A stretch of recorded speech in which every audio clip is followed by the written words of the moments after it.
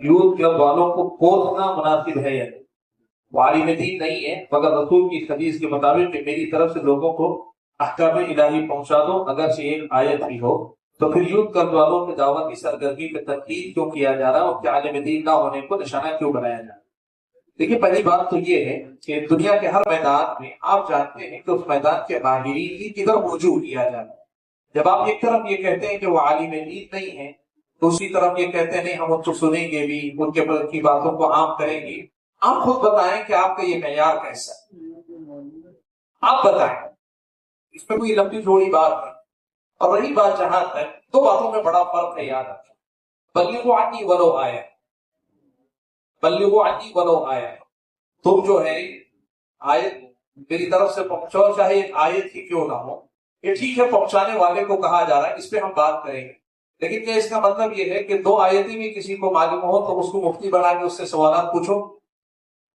آپ علماء ہیں، دو باتوں میں فرق ہے۔ بھائی میرے پاس کچھ ہے، مجھے کہا جا رہا ہے جو تمہارے پاس سے دوسروں کو پہنچا۔ کیا اس کا مطلب یہ ہے کہ آپ سے کہا جا رہا ہے کہ دو آیتیں بھی مجھے معلوم ہو تو آپ سارے لوگ مجھے مفتی بنا کر آپ کے سارے مسائل مجھ سے پوچھیں؟ لیکن ایک بات یاد رکھیے، اہل علم نے بڑی باتیں کہی، میں ساری نہیں ذکر کروں گا۔ اہل علم نے یہ بات لکھی ہے کہ نیم حکیم خطرہ جان، نیم ملا خطرہ ایمان۔ اس کو آپ مقولے کے طور پہ مت لیں، یہ سچائی ہے بہت بڑی۔ آپ اگر دیکھنا چاہیں پچھلے 10 سال کے اندر جتنے اس قسم کے نوجوان جو غیر عالم ہیں، انہوں نے جو مسائل رکھے ہیں نا، ایسی بڑی بڑی غلطیاں، بھیانک غلطیاں انہوں نے کی ہیں۔ غلطی علماء سے بھی ہو سکتی ہے، لیکن فرق کہاں ہے معلوم؟ ان سے جو غلطیاں ہوئی ہیں یا ان سے جو غلطیاں، دونوں میں بڑا فرق ہے۔ کسی دن موقع ملے تو انشاءاللہ اس پر تفصیلی بات کریں گے کہ کیا کیا غلطیاں۔ جیسے ابھی آپ جانتے ہیں ایک نوجوان نے، شاید یوتھ کلب کے بھی تھے اور ایک دوسری ملک کے ایک اور، انہوں نے کہا کہ دجال جب آئے گا تو سب سے زیادہ پیروکار اس کے علماء ہوں گے۔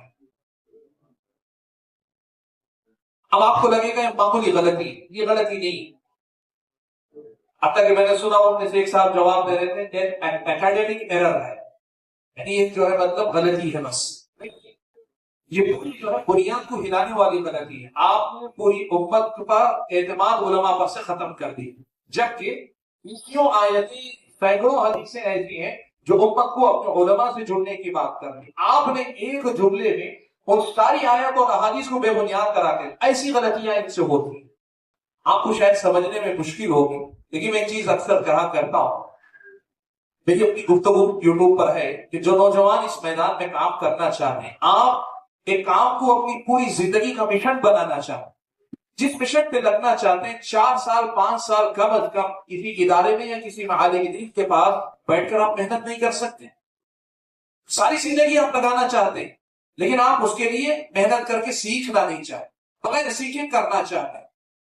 یہ کہاں کا طریقہ ہے؟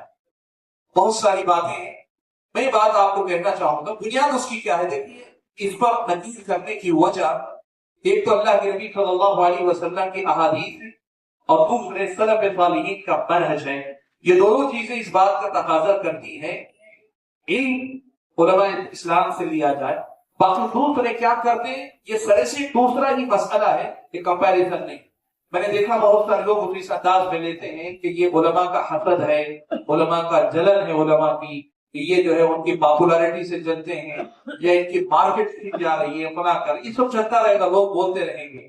میں نے جیسے کہا ابھی گفتگو میں انکار منکر کے سلسلے میں معیار شرعی رکھیں، کتاب و سنت کی تعلیمات کی روشنی میں آپ دیکھیں کہ اس قسم کے لوگوں پہ نکیر کرنا کیا شریعت کی اس کی کوئی بنیاد ہے؟ کہ اگر بنیاد ہے 10 بار کریں گے چاہے لوگ اسے کوئی بھی نام دیں، اور اگر اس کی کوئی بنیاد شرعی نہیں ہے تو پھر ظاہر بات ہے آپس کی لڑائی جھگڑے کی ہوگی۔ اور میں ذمہ داری کے ساتھ یہ کہہ رہا ہوں، کسی پر بھی، آپ نے یوتھ کلب کا پوچھا، میں جنرل بات بتا رہا ہوں، کسی بھی غیر عالم کو دینی مسائل پہ فتویٰ دینے، دینی مسائل میں اسٹیج سجا کر بیٹھنے اور باقاعدہ کھڑے ہو کر کہنا آؤ مجھ سے پوچھو، یہ جو انداز ہے کسی کو بھی اجازت اسلامی شریعت نہیں دیتی۔ میں اپنی ذمہ داری کے ساتھ یہ بات کہہ رہا ہوں، واللہ اعلم۔